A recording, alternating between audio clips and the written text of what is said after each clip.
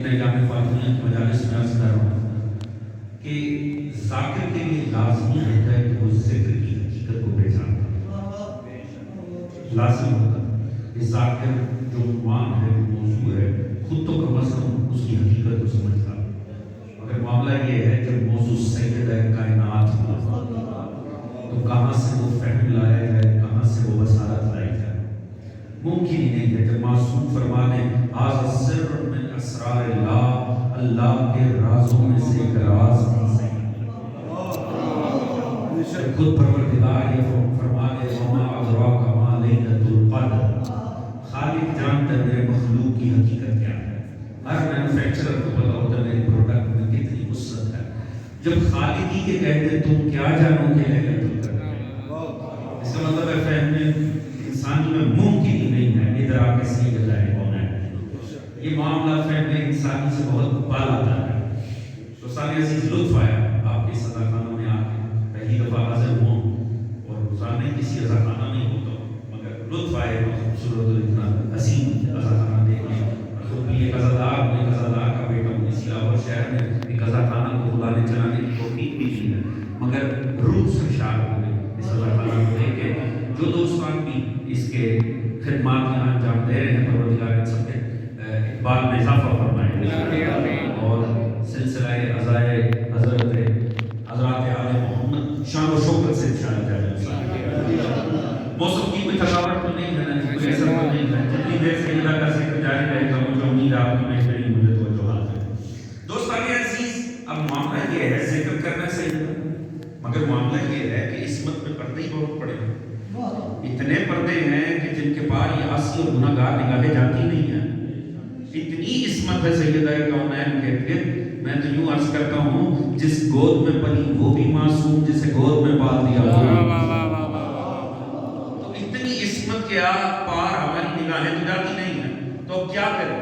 کسی کے علم کی عظمت کو سمجھنا ہونا لازم ہے وہ منبر پر، کسی کے فہم کو پہچاننا ہو لازمی ہے منصب قضاوت پر آئے، کسی کی شجاعت دیکھنی ہو لازمی ہے میدان کارزار میں آئے۔ اب سیدہ میں تو عصمت کے پردے پڑے ہوئے تھے، مگر دیکھیے حبیب کبریا نے کیسی آپ کی اور میری مشکل کشائی فرما دی۔ فرمایا بسم اللہ الرحمن الرحیم، اصول کافی، لولا ان تبارک و تعالی خلق امیر المومنین فاطمہ ما کان لها کفوا علی ظہر الارض من آدم و دون، اگر خلق نہ کرتا اللہ جناب امیر کو واسطے فاطمہ کے تو فاطمہ کا کوئی کف ہی نہ ہوتا، نہ اولاد آدم میں نہ غیر اولاد آدم میں۔ تو فرمایا علی ہے کف زہرا۔ علماء سے پوچھا کف کسے کہتے ہیں؟ انہوں نے کہا جو ہر حوالے سے برابر ہو۔ تو لیجیے مسئلہ حل ہو گیا نا، علم زہرا کو پہچاننا ہے، علی کو ممبر سلومی میں، شجاعت زہرا دیکھنی ہے، علی کو میدان کارزار میں دیکھ لو، فہم زہرا پہچاننا ہے، علی کو منصب قضاوت پر دیکھ لو۔ یعنی دوست کو دیکھتے مرتضیٰ کو چلے جاؤ، پہچانتے زہرا کو چلے جاؤ۔ درود پڑھیے گا جناب سیدہ اللہم صلی علی محمد و آل محمد۔ میں نے ایک لفظ استعمال کیا آپ کے سامنے جسارت کے ساتھ، سیدہ مرکز عصمت و طہارت۔ حقیقت یہ ہے پورا قرآن سرکار مصطفیٰ پہ نازل، اس میں کوئی شک و شبہ نہیں، مگر آیت تطہیر یہ وہ مقدس آیت ہے جس کا مخاطب سیدہ ہے مصداق کلی آل محمد۔ اگر بات پہنچے گی تو انشاءاللہ آپ میرا ساتھ دیں۔ سیدہ کونین اس آیت کی مخاطب ہے۔ جیسے اہل بیت مظلوم ہے ویسے قرآن بھی مظلوم ہے۔ قرآن کی ہر وہ آیت جو اہل بیت کے حق میں آئی ہے وہ ایسی مظلوم ہے جیسے اہل بیت مظلوم۔ دنیا نے جس طرح آل محمد پہ ستم کیے ہیں قرآن پر بھی ستم کی۔ ہر وہ آیت جو آل محمد کی شان میں آئی نا اس میں دو مظالم آپ کو لازمی ملیں گے۔ جب آپ کتب تفسیر کھولیں گے دو مظالم حضور ہر اس آیت پر جو آل محمد کی شان میں آئی، یا اس کا معنی بدل دیا جائے گا یا مصداق بدل دیا جائے گا۔ لفظ مصداق پہچانتے ہیں نا، یعنی کس پر وہ آیت صادق آتی ہے، یعنی کس کے حق میں وہ آیت ہے، یا لوگوں نے وہی بدل دیے یہ جن کے حق میں آیت آئی تھی، اور جہاں پر وہ نہ بدلے جا سکے وہاں معنی بدل دی۔ توجہ ہے، یہ دو مظالم قرآن کی ہر اس آیت پر ہوئے جو اہل بیت کی شان میں آئے۔ آیت کا تطہیر لفظ اہل بیت کی حامل آئے، مگر جو اہل بیت آپ کی فکر میں ہیں کیا وہی زمانے کی فکر میں ہے؟ نہیں، قرآن کی ہر آیت کی نسبت اس آیت میں دونوں ظلم ہوئے، معنی بھی بدلا اور مصداق بھی بدلے۔ ایسے ہی ہے نا؟ معنی کیا بدلا؟ دو ترجمے ہیں عالم اسلام۔ انما یرید اللہ، سوائے اس کے اللہ کا ارادہ نہیں ہے، لیذھب عنکم الرجس اہل البیت، اے اہل بیت تم سے نجاست کو دور رکھے، وَيُطَهِّرَكُمْ تَطْهِيرًا، اور ایسے تمہیں پاک رکھے جیسے رکھنے کا حق ہے۔ مگر عالم اسلام میں آپ کو یہ ترجمہ نہیں ملے گا۔ اب دوستان سواد اعظم کا ترجمہ پڑھیے، وہاں آپ کو ترجمہ کیا ملے گا؟ سوائے اس کے اللہ کا ارادہ نہیں، اے اہل بیت آپ سے نجاست کو دور کرے اور ایسے پاک کرے جیسے کرنے کا حق ہے۔ آپ کے خیال میں یہ ذرا سا جو ورب بدل گیا ہے، کرے اور رکھے، یہ کوئی اتفاقیہ ہے؟ نہیں، یہ دو عقیدوں کی ترجمانی کرتا ہے۔ دو عقیدے، رکھے جیسے رکھنے کا حق ہے، مانا پہلے بھی نجاست دور ہے، اور اب اللہ اپنے ارادے کا اظہار کر رہا ہے کہ نجاست نہ تو پہلے اہل بیت کے قریب آ سکی، نہ اب میں تجھے قریب آنے دوں۔ توجہ ہے؟ مگر کرے مانا کیا ہے؟ یعنی معاذ اللہ ثم معاذ اللہ، پہلے امکان نجاست ہے اور اب اللہ ہے اظہار ہے۔ یعنی ایک ہے دفع نجاست، ایک ہے اذہاب رجس، ایک دفع رجس، دو مختلف عقیدے ہیں۔ یعنی سمجھیے گا کہ آخر یہ ترجمہ کیوں کیا گیا۔ کرے عدم عصمت ہے، رکھے یہ وجود عصمت ہے، یعنی دو عقیدوں کی روشنی میں ترجمے کیے گئے ہیں۔ تو جو ہے نا دوستان، وہ تو کیا ہی لطیف بات ہے۔ چلیے میں اسی بات کا آغاز ہو جائے۔ حضرت علامہ اظہر حسن زیدی صاحب قبلہ پروردگار ان کے درجات کو بلند فرمائے، کسی نے ان سے پوچھا حضور بات یہ ہے جب اللہ نے نماز کا حکم دیا قرآن میں، نماز تبھی سے واجب ہوئی؟ فرمایا تبھی سے واجب ہوئی۔ فرمایا جب سے روزے کا حکم آیا کتب علیکم الصیام، تبھی سے واجب ہوئے؟ فرمایا تبھی سے واجب ہوئے۔ کہا تو بس بات آسان ہے، جب آئے تطہیر آئی تبھی سے پاک ہوئے۔ تو یہ آپ نے کب سے عقیدہ بنا لیا کہ ہمیشہ سے پاک اور عصمت؟ بھئی جب آیت آئی تبھی پاک ہوئے، نماز کی آیت جب آئی تبھی واجب ہوئی، روزے کی آیت جب آئی تبھی واجب ہوئی۔ تو بس جب آیت تطہیر آئی تب اہل بیت پاک ہوئے۔ انہوں نے کیا ہی لطیف جواب دیا، بات سمجھ میں میرا ساتھ دیجیے گا۔ انہوں نے فرمایا اچھا، پروردگار نے فرمایا قل هو اللہ احد، اللہ احد ہے، تو یہ جب آیت آئی اللہ تبھی سے احد ہوا؟ بات پہنچ رہی دوستان عزیز؟ کہا نہیں حضور ہمیشہ سے تھا، تو یہاں کیا ہوا؟ کہا اعلان ہوا۔ فرمایا یاد رکھو آل محمد جب سے ہے وہ پاک ہے، آیت تطہیر میں اعلان ہو رہا ہے۔ حضور اب اس آیت میں دونوں ہی ظلم کیے، اس کا معنی بھی بدلا، اس کا مصداق بھی بدلا۔ مصداق کون سے بدلا؟ آپ عالم اسلام میں شاکر ہیں، اس آیت کے لیے خصوصی محنت ہی مفسرین عالم اسلام نے اس خصوصی آیت کو لے کے، کیونکہ اس میں لفظ اہل بیت تھا۔ انہوں نے کہا صاحب دیکھیے جو اہل بیت قرآن میں آئے ہیں نا، یہ آیت تطہیر میں سورہ احزاب کی 33ویں آیت میں، اس سے مراد ازواج پیغمبر، اور جو جنہیں آپ اہل بیت مانتے ہیں پنجتن پاک، وہ کہتے ہیں یہ اہل بیت حدیثی ہیں۔ یعنی یہ ٹرم نکالی گئی اہل بیت قرآنی اور اہل بیت حدیث۔ انہوں نے کہا وہ چونکہ ذکر آیا ہے ازواج پیغمبر کے تسلسل، کیونکہ پیچھے سے جو بات کا آغاز ہے یا نساء النبی لستن کاحد من النساء ان تقیتن، وہ ازواج پیغمبر، لہٰذا چونکہ ان کے تسلسل میں بات ہو رہی تھی تو وہ ہیں قرآن کے اہل بیت۔ انہیں بٹھا کے چادر میں رسول نے فرمایا اللہم انا ہؤلاء اہل بیتی، لہٰذا یہ ہے حدیث میں اہل بیت۔ بات پہنچ رہی ہے؟ صاحبان فہم بیٹھے، میں سادگی سے ایک بات عرض کرنا چاہوں گا، بھئی کمال ہے دشمنی اہل بیت بھی دنیا کو کہاں کہاں لے گئے۔ کمال دیکھیں قرآن کے اہل بیت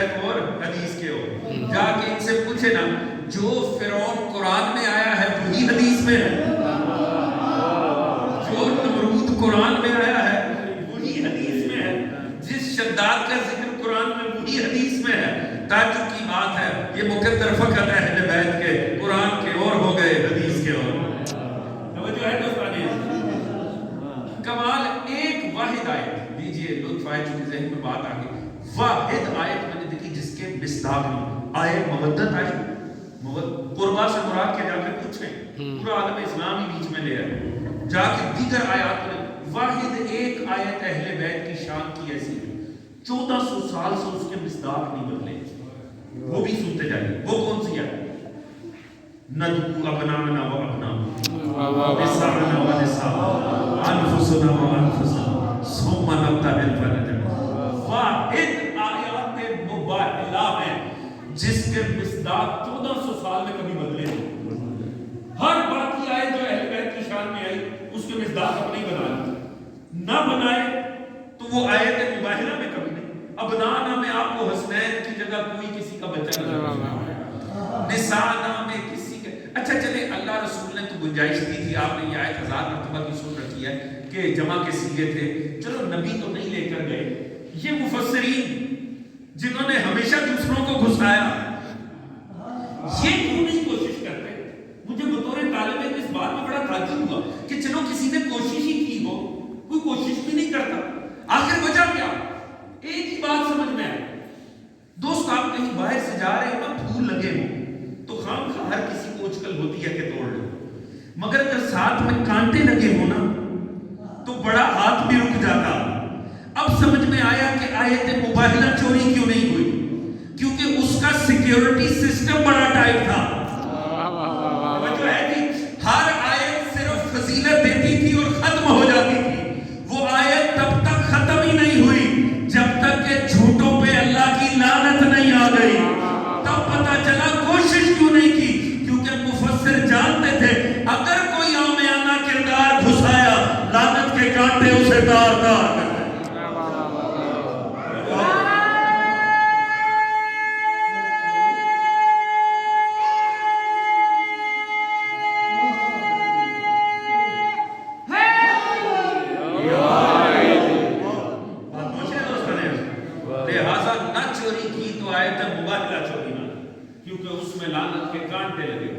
گو کے معنی اس کا بھی بدلا، ایسا نہیں ہے کہ اس کے معنی نہیں بدلے، اس کے بھی معنی بدل، اس میں کہاں معنی بدلنے کی گنجائش تھی؟ الفاظ بڑے واضح تھے، ابنانا بیٹے، نساءنا خواتین، وہاں کہاں جا کے ترجمے میں کمال کیا، جب بات ہے نا انفسنا وانفسکم، یہاں دو ترجمے ہیں، یہاں جا کر دیکھیے گا آپ کو لطف آئے گا ترجمہ پڑھ کے، آپ کے ہاں زیادہ تر مفسرین نے انفسنا سے نفس کی مراد لیا، ہم اپنے نفسوں کو لائیں گے، آپ اپنے نفسوں کو لائیں، مگر وہاں کیا کمال ہوا عالم اسلام میں، اور یہ واحد آیت ہے، میں بطور طالب علم بھی عرض کر رہا ہوں، مجھے مکتب تشیع کا ترجمہ یہاں پسند ہی نہیں، اس آیت میں مجھے دوستان سواد اعظم کا ترجمہ زیادہ پسند ہے، انہوں نے ترجمہ کیا کسی اور نیت سے تھا، اب یہ اللہ کی ذات ہے واللہ خیر الماکرین، جو اپنے الگ ہی جلوے دکھاتا ہے، ان کا ترجمہ حضور سنیے گا لطف آ جائے گا،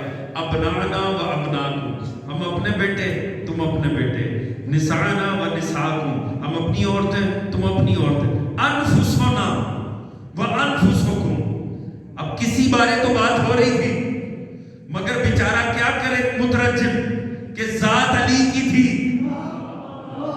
توجہ ہے دوستان عزیز، اب قلم کو موت تو پڑھنی تھی، لہذا کیا کیا ترجمہ کمال کر دیا، کیا کسی اور نیت سے ہو کچھ ہو گیا، ترجمہ کیا انفسنا و انفسکم، ہم بھی خود ہی آ جاتے ہیں تم بھی خود ہی آ جاؤ، ترجمہ اس لیے کیا تھا تاکہ علی کا نام نہ لکھنا پڑے، علی نہ لانا پڑے، اور میں کہتا ہوں دیکھیں خدا نے زیادہ کمال کروا دیا، تم بھی خود ہی آ جاؤ ہم بھی خود ہی آ جاتے ہیں، اب ترجمہ تو کر دیا مگر تاریخ سے تو کوئی علی کو نہیں نکال سکا، مباہلہ میں آخر علی گئے تھے نا، گئے تھے کہ نہیں، کس کیٹیگری میں گئے تھے؟ ابنانا میں وہ حسنین تھے، نساءنا میں سیدہ کی، تو پیچھے کون سی کیٹیگری بچی جس میں علی گئے؟ انفسنا وانفسکم، مگر ترجمہ کیا ہم بھی خود ہی تم بھی خود ہی آ جاؤ، اس کا مطلب ہے مترجم نے مان لیا نا مصطفیٰ علی کو اپنی میں کے سوا سمجھتا ہی کچھ نہیں،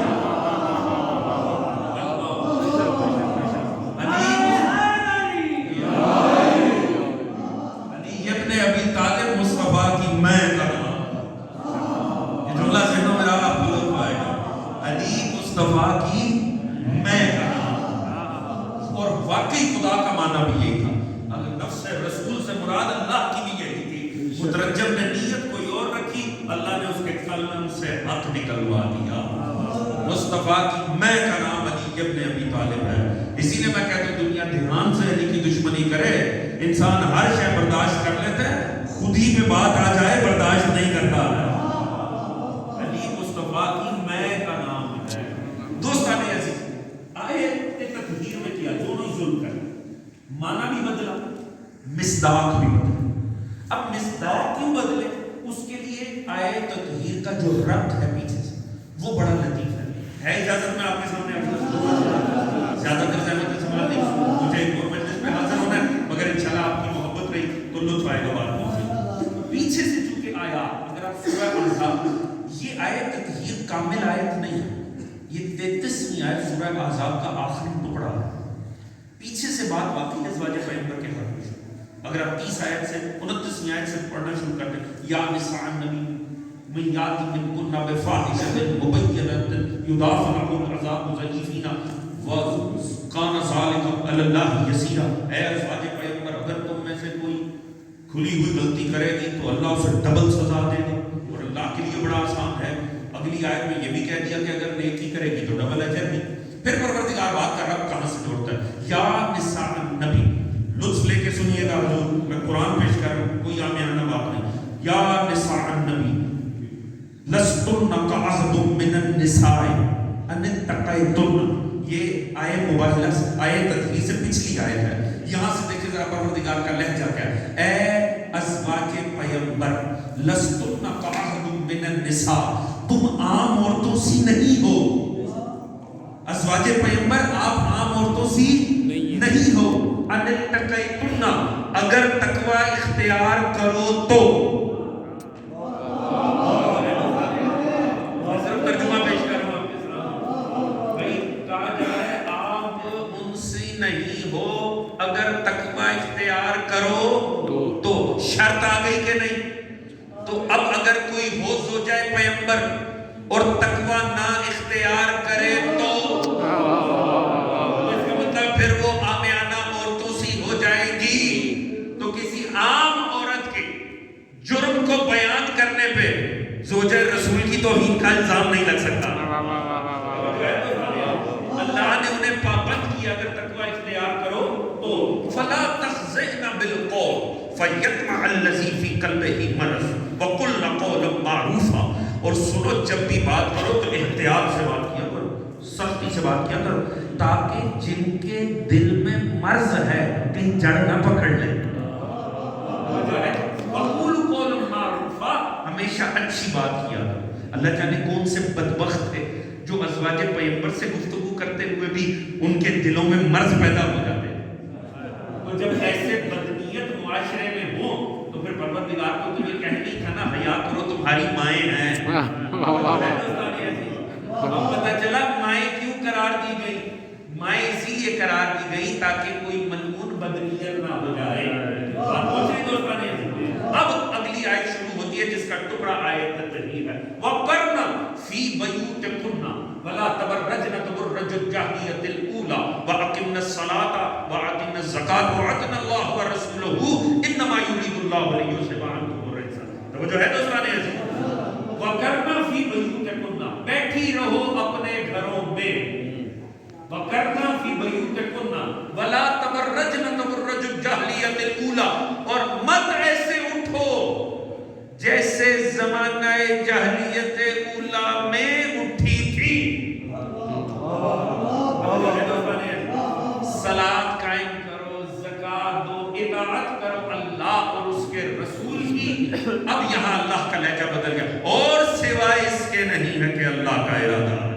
اے اہل بیت, تم سے نجاست کو دور رکھے اور ایسا پاک و پاکیزہ رکھے جیسے رکھنے کا حق ہے. تو دوستان عزیز, چونکہ پیچھے سے گفتگو ازواج پیغمبر کے حق میں ہو رہی ہے, اس لیے عالم اسلام نے مان لیا کہ حضور چونکہ ازواج پیغمبر کے سلسلے میں گفتگو کی تو لازم ہے کہ آیت تطہیر انہی کے لیے ہے. مگر فرق دیکھیے گا, پروردگار پیچھے ازواج سے جب بات کر رہا تو پروردگار ان سے کہہ رہے تم تقوی اختیار کرو, یا نساء النبی من یاتی منکن بفاحشۃ مبینہ، اگر تم میں سے کوئی اگر کھلی ہوئی غلطی کرے گی اللہ ڈبل سزا دے گا، اگر تم غلطی کرو گی تو سزا دے گا۔ اگلی آیت میں کہا اور اگر تم نیک اعمال کرو گی تو عمل صالح یؤتیھا اجرھا مرتین، اگر اچھا کرو گی تو ڈبل اجر ملے گا، یعنی تم غلطی کرو گی تو تمہیں سزا، تم اچھا کرو گی تو تمہیں اجر، تم گھروں میں بیٹھی رہنا، تم تقوی اختیار کرنا۔ توجہ ہے دوستان، یعنی اللہ ازواج کے معاملات کو ان کے کردار سے جوڑ رہا، مگر جیسے ہی آیت تطہیر شروع ہوئی اس نے یہ نہیں کہا اہل بیت تم کچھ کرو، کہا میرا ارادہ ہے میں کروں گا۔ یعنی ازواج کے معاملے کو اس نے ازواج کے کردار سے جوڑا ہے، مگر آل محمد کو ان کے کردار سے نہیں اپنے ارادے سے جوڑ دیا۔ اس کا مطلب ہے جن کا کردار ضمانت بنے گا کہ اجر ملے گا یا سزا وہ اور ہے، اور جن کے بارے اللہ کا ارادہ ہے وہ اور ہے۔ یعنی دو واضح فرق ہے۔ کیوں پروردگار نے یہ فرمایا وَقَرْنَ فِي بُيُوتِكُنَّ، بیٹھی رہو گھروں میں اور مت ایسے اٹھنا جیسے پہلے اٹھتی تھی۔ یہاں عالم اسلام نے حضور کی تفسیر کی، انہوں نے کہا اس سے مراد زمانے جاہلیت کی عورتیں۔ پروردگار بتانا یہ چاہتا تھا جیسے زمانے جاہلیت کی عورتیں گھروں سے باہر پھرتی تھی نا، تو آپ لوگ نہ پھرتی ہے کیونکہ آپ نبی کی بیویاں۔ میں سمجھتا ہوں یہ ترجمہ کم از کم ازواج کے حق میں ہی توہین آمیز ہے۔ اس کا مطلب ہے آپ ازواج رسول کو کیا سمجھتے ہیں معاذ اللہ کہ وہ سج دھج کے جیسے زمانے جاہلیت کی عورتیں پھرتی تھی وہ ایسے باہر پھرتے ہیں؟ معاذ اللہ کتنا عامیانہ سا مفہوم ہے۔ کم از کم جنہیں ان کی حرمت کے پاس ہے نا انہیں تو ترجمہ کرتے ہوئے شرم آنی چاہیے۔ توجہ ہے جی؟ پوچھا کہ آپ کے اور میرے معصوم امام جعفر صادق علیہ السلام، مولا یہ کیوں پروردگار نے فرمایا مت گھروں میں بیٹھی رہنا، مت ایسے اٹھنا جیسے زمانے جاہلیت کی عورتیں اٹھتی تھی؟ آپ نے فرمایا جب یہ آیت آئی نا، جب یہ آیت اتری تو اس وقت عبد الرحمن ابن عوف نے بھی مصطفیٰ سے یہی پوچھا کہ یہ پروردگار اس انداز میں کیوں بات کر رہا ہے؟ کیونکہ آپ نے فرمایا سنو، پروردگار فرما رہا ہے مت ایسے اٹھنا جیسے زمانہ جاہلیت اولا میں اٹھتی تھی۔ آپ نے فرمایا یہ اولا کہنا اس بات کی دلیل ہے کہ دوسری جہالت بھی آنے والی تھی۔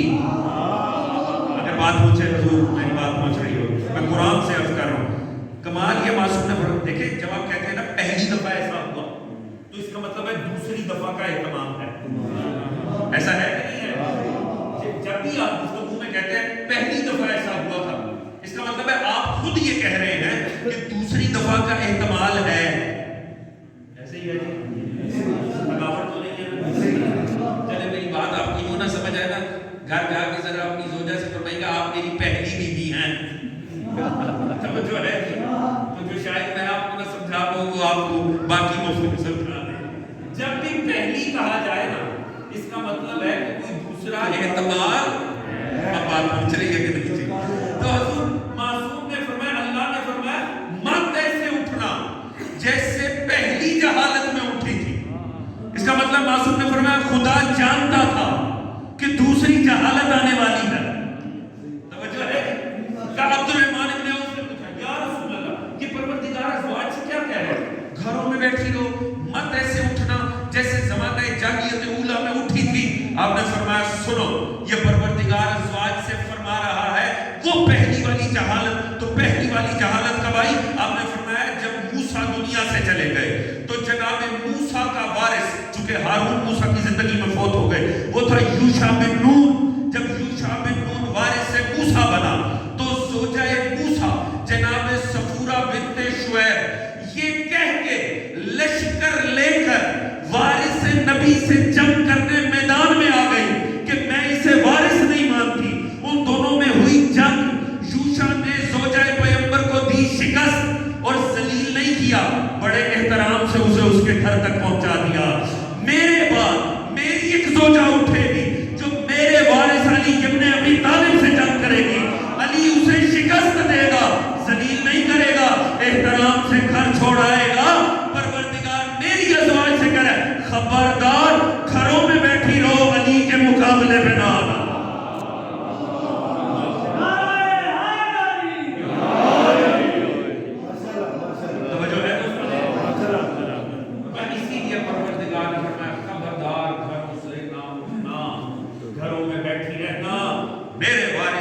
ابن ابی طالب کے سامنے کوئی نہ آئے. تو دوستان عزیز رب ہی کوئی نہیں ہے. اگر ہم یہ سمجھیں کہ آیت تطہیر انہی کے لیے ہے جنہیں پیچھے خدا انذار کر رہا ہے تو سینس نہیں بنتی، کیونکہ ان کے معاملات کو ان کے کردار کے ساتھ جوڑا. زوجہ پیغمبر بہت باعظمت ہے اگر ان کا کردار باعظمت ہے. زوجہ پیغمبر سزا ہے ان کے لیے اگر ان سے عامیانہ حرکت ہو جائے. یہ سورہ احزاب ہے، یہ کسی کا عقیدہ ذاتی عقیدہ نہیں ہے. قرآن یہ بیان کر رہا ہے اے زوجہ پیغمبر تم نیکی کرو میں ڈبل اجر دوں گا، اگر تم غلط کام کرو گی میں ڈبل میں ڈبل سزا بھی دوں گا. اس کا مطلب ہے سوچا کے معاملات اس کے کردار کے ساتھ ہیں. مگر وہ جو اہل بیت ہیں ان کے معاملے میں اللہ نے انہیں تو زحمت ہی نہیں دی. اللہ نے یہ تو فرمایا نہیں اہل بیت تم اچھا کرو تو پھر میں تمہیں نجاست کو تم سے دور رکھوں گا. کہا نہیں نہیں یہ تو میرا ارادہ ہے. توجہ ہے دوستان. دیکھیے آل محمد کے فضائل کی بھی عجب کیمسٹری ہے. اتنے زود ہضم اللہ نے بنایا ہی نہیں. ایمانی میدے بھی تو مضبوط ہونے چاہیے. کس کا میدہ بگڑا؟ جناب علامہ مودودی تھا. تفسیر تفہیم القرآن جماعت اسلامی کے دوستوں نے ہر جگہ تقسیم کرتے ہیں اپنے سینٹرز میں. آپ کے لاہور شہر کے کالجز میں کوئی اور آپ کو تفسیر ملے یا نہ ملے آپ کو تفہیم القرآن ہر جگہ لازمی مل جائے گی. تفسیر تفہیم القرآن اٹھا کر پڑھیے گا. آیت تطہیر پہ انہوں نے کتنی مودودی صاحب نے جافشانی دکھائی ہے. وہ فرماتے ہیں کیا بڑی بات ہے، آپ لوگوں نے خام کا پورا عقیدہ عصمتی سے بنا دیا. آپ نے پورا عصمت کا عقیدہ بنا دیا کہ جی اہل بیت تو کبھی گناہ کرتے ہی نہیں ہیں، ان سے تو گناہ ہوتا ہی نہیں ہے. کہا اللہ نے یہی فرمایا نا میرا ارادہ ہے کہ ان کو پاک کرنا ہے اور ایسے پاک رکھوں پاک کروں جیسے کرنے کا حق ہے. تو کہا آپ نے اس سے عقیدہ عصمت کیوں بنا؟ اول تو مودودی صاحب اس بات سے جاہل تھے کہ ہم نے عقیدہ عصمت بنایا ہی نہیں، نہ ہی ہمارا یہ کوئی ایمان ہے کہ آیت تطہیر عصمت عطا کرتی ہے. یہ صرف اعلان عصمت آل محمد ہے. تو جو ہے دوستان یہ فقط اعلان ہے عصمت آل محمد. مگر انہوں نے فرمایا کہ پروردگار یہی فرما رہا ہے کہ میں نجات. اب ذرا سنیے گا حضور دیکھیں معصوم فرماتے ہیں سوال کو سن کے سمجھ لے نہیں آتا جواب ہوتا. کمال دیکھیں وہ فرماتے ہیں کہ کوئی انسان ایسا بھی ہے جس کے بارے اللہ کا کوئی اور ارادہ ہو. اللہ تو سبھی کو گناہوں سے پاک دیکھنا چاہتا ہے. بھائی کیا آپ کے خیال میں اس پلینٹ پر کوئی ایسا انسان ہے جس کے متعلق اللہ چاہتا ہے یہ تو گناہ کرے یا نجاست میں پڑ جائے؟ وہ فرماتے ہیں اللہ تو یہ سب کے لیے چاہتا ہے. ذرا بات سمجھیے گا ان کی کہاں سے آئے ہیں. انہوں نے کہا صاحب بات یہ ہے تو اللہ سب کے لیے چاہتا ہے. میرے اور آپ کے لیے اللہ کا کوئی اور ارادہ ہے؟ بھئی اللہ ہمارے لیے بھی تو یہ چاہتا ہے کہ ہم پاک رہیں، ہم گناہ نہ کریں، گناہ کی نجاست سے اور ضلالت سے بچیں. وہ کہتے ہیں تو کیا بڑی بات ہے اگر اس نے کہہ دیا کہ میں نے اہل بیت ان کے متعلق اس نے بول دیا. ارادہ تو سب کے بارے. وہ کہتے ہیں آپ نے خام خواہ پکڑ کے اس آیت کو اتنی اہمیت دے دی اور لے جا کے اپنے عقیدہ عصمت سے جوڑ دیا. بات پہنچ رہی دوستان عزیز. دیکھیں یہ ہوتا ہے جب دلوں میں نجاست ہو نا تو آل محمد کے فضائل ہضم نہیں ہوتے. مگر یہ خدا کا کروڑا احسان ہے جب ایسے ایمانی میدے بگڑتے ہیں نا امت میں تو اللہ نے علاج کرنے والے بھی آل محمد کے غلام امت میں رکھے ہوتے ہیں. جب اس نے تفسیر میں یہ اعتراض کیا نا علامہ علی نقی نقل مرحوم اللہ ان کے درجات کو بلند فرمائے انہوں نے لکھنؤ سے اس کا جواب دیا اور خدا کی قسم 2 سطری جواب ہے. اگر میں پہنچا پایا نا تو لطف آ جائے حضور بات کا. اس نے بھی 2 سطروں میں اعتراض کیا. دیکھیں اس نے پورا عقیدہ عصمت اڑا کے رکھ دیا یہ کہہ کے اپنی بساط میں. اس نے کہا آپ لوگوں نے خام خواہ بات بنا لیا یہ تو اللہ کا سب کے لیے ارادہ ہے اور باقی سب کے لیے ہے، اس میں شک بھی کوئی نہیں ہے. اس نے کہا تو کیا بڑی بات ہے اگر اس نے خدا نے کہہ دیا تو آپ نے بھی اتنا جذباتی ہو گئے. کمال دیکھیں نقن صاحب نے جواب کیا دیا کمال کر دیا. انہوں نے فرمایا نقن صاحب بالکل ٹھیک. آپ نے نقن صاحب نے فرمایا مودودی صاحب بالکل ٹھیک آپ نے فرمایا. بے شک یہ اللہ کا سب کے لیے ارادہ ہے کہ وہ نجاستوں سے بچیں گناہوں سے دور رہیں. مگر یاد رکھیے گا مودودی صاحب پابندی ہمیشہ اس پہ لگتی ہے جس سے ملوث ہونے کا ڈر ہو. خدا کی قسم لطف آ جائے اگر بات پہنچے تو. فرماتے ہیں بالکل ایسے ہی ہے مگر پابندی اس پہ لگتی ہے جس سے ملوث ہونے کا ڈر ہو. وہ فرماتے ہیں اللہ نے آدم سے کہا آدم خبردار تو شجر کے پاس نہ جانا. شجر کو تو نہیں کہا تو آدم کے پاس نہ جانا کیونکہ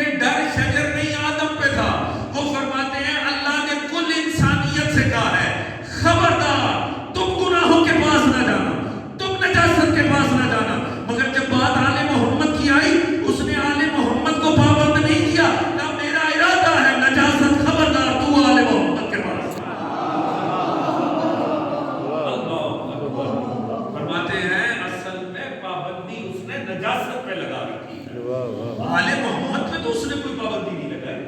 کتنا اطمینان ہوگا اللہ کو کردار آل محمد پر. وہ جو ازواج کو کہہ رہا ہے تقوی اختیار کرو، وہ جو صحابہ کو انصار کر رہا ہے کہ باوفا رہو، وہ آل محمد سے تقاضے نہیں کر رہا، اپنے ارادوں کے اظہار کر رہا. جب تک ازواج کی بات تھی وہ اپنے کردار کی خود ذمہ دار ہے.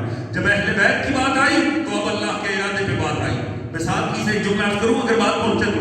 حضور ازواج اتنی بلند ہیں جتنا ان کا کردار بلند ہوگا، اور آل محمد اتنے بلند ہیں جتنا اللہ کا ارادہ بلند ہوگا. توجہ ہے. اب آل محمد کے پاس نجاست آنے کا فقط ایک امکان ہے، صرف ایک امکان، اللہ کا ارادہ ٹوٹ جائے. توجہ ہے. کیونکہ جب تک اس کا ارادہ ہے آل محمد کے کردار پہ بات ہی نہیں ہوگی، ان کے کردار پر بات ہو ہی نہیں سکتی، کیونکہ اللہ نے ان کے کردار کے اوپر بات ہی نہیں کی. اس نے کہا میرا ارادہ. تو اس کا مطلب ہے آل محمد میں اگر کسی کو ازواج پیغمبر میں خامی دکھانی ہے اسے تاریخ اٹھانی پڑے گی. کسی کو صحابہ کی خامی دکھانی ہے اسے سیرت کی کتاب اٹھانی ہوگی. مگر اگر کسی کو آل محمد میں خامی دکھانی ہے نا اسے اللہ کے ارادے کو ٹوٹتا دکھانا ہوگا. توجہ ہے جی. اور ارادے ٹوٹتے ہیں اس کے. مولا امیر فرمان کچھ اور، مجھے اس دن سمجھ آئی اس آیت کا لطف کیا ہے. مولا جب میرے ذہن میں یہ آیا کہ اللہ کا ارادہ ٹوٹتا بھی ہے کہ نہیں، مجھے مولا امیر کی آواز آئی، میں نے اپنے رب کو پہچانا اپنے ارادوں کے ٹوٹنے سے. مجھے بڑا تعجب ہوا یہ فرمان پڑھ کے. علی اپنی کمزوری کا اظہار کر رہے ہیں، علی نقص بتا رہے ہیں. نہیں، پھر پتہ چلا علی زمانے کو بتانا چاہتے تھے دنیا والوں یاد رکھو جس کے ٹوٹ جائیں وہ مخلوق ہوتی ہے، جس کے کبھی نہ ٹوٹے وہ خالق ہے.